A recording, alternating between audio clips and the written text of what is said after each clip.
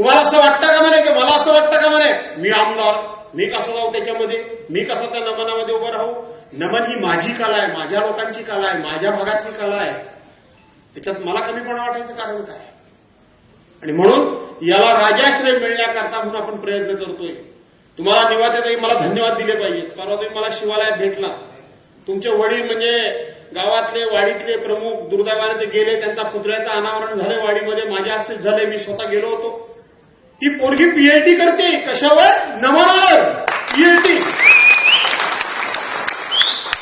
आता त्या दिवशी वेगळ्या लुकमध्ये होती तर मी आवला की मी आपलं म्हटलं बा तुमचं गाव कुठलं मॅडम? आताच विचारलं त्यांना. ते मला म्हटलं तुम्ही ओळखलं नाही मला. पीएचडी करते ही पोरगी, कौतुकास्पद आहे. या सगळ्या स्पर्धांमध्ये कोणाचा नंबर काढा आणि कोणाचा काढू नका आणि कोणाचा आहे आणि कोणाचा नाही हे मला शक्तीला माहित नाही. मी स्पष्टपणे महेशला सांगितलं की इम्पार्शली काम करा, पार्शिलिटी करू नका. ज्याचा न्याय आणि ज्याचा हक्क असेल, ज्यांनी मेहनत केली असेल, ज्यांनी कष्ट केले असतील आणि ज्यांचं चांगलं काम असेल किंवा ज्यांचा खरोखर नंबर येणार असेल त्यांचा नंबर त्यांना द्या. कारण त्यांनी केलेल्या कष्टाचं फळ हे आपण कोणी हिरावून घ्यायचं नाही, तर त्यांचं त्यांना मिळालं पाहिजे.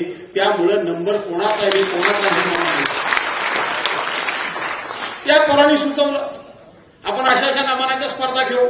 मी म्हटलं माझ्या काय भानगड असतील बघा, मला काही त्यातलं समजत नाही. म्हटलं तर एखादा आपला मी नाचायला येईन, याच्याच्या काय मला जमणार नाही. किंवा मला जर काही दिलं तर आपलं पेंद्या बिंद्याचं काम किंवा काय तर ते आपण चांगलं करू, काय अडचण नाही. एकदा बघा माझी टेस्ट घेऊ ते. पण हे काय भानगडीत मला काय तुम्ही ओढू नका, तुमचं तुम्ही ठरवा. पोरांनी अतिशय चांगलं ठरवलं. परवाच्या दिवशी विरारला आपण गेलो होतो.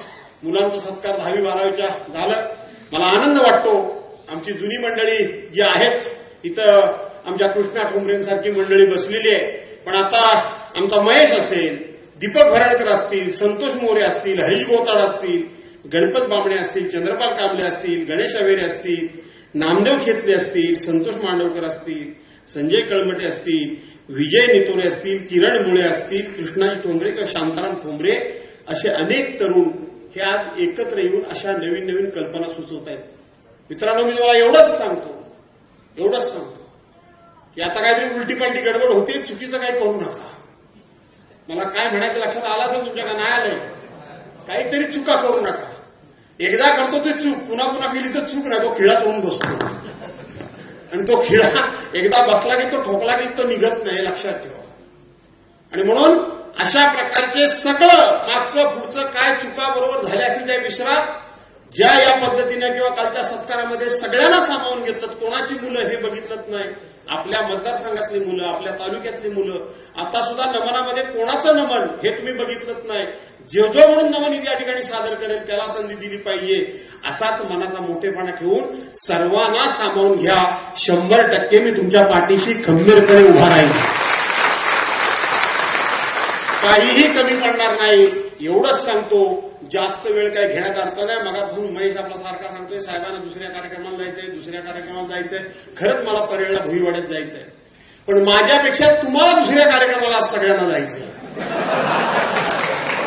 करायचं नाही भावानो. उद्या गुरुवार, परवापासून सोमवार, त्यामुळं आता श्रावण, बरोबर आहे का नाही? त्यामुळं तुमचा जीव वर खाली होत नाहीये असं मला म्हणायचं आहे. पण काय हरकत नाही. आज रात्री 12 उशिरा वाजणार आहे. फक्त घरी वेळेवर जा एवढंच फक्त तुम्हाला सांगतो. आणि म्हणून बरेच वाजले. मला तर वेळ होतोय, पण तुम्हालाही वेळ होतो. महेश आता वेळ जास्त करू नको. विरारपर्यंत किमान 10:30-11 वाजेपर्यंत कारभारीला ती सारखी फोन करते, वेळेवर येता ना. आणि तुम्हाला जर वेळ लागला तर घरवालीला सांगा तू जेवून घे, मी सावकाश जेवतो पण जेवतो. जय हिंद, जय महाराज.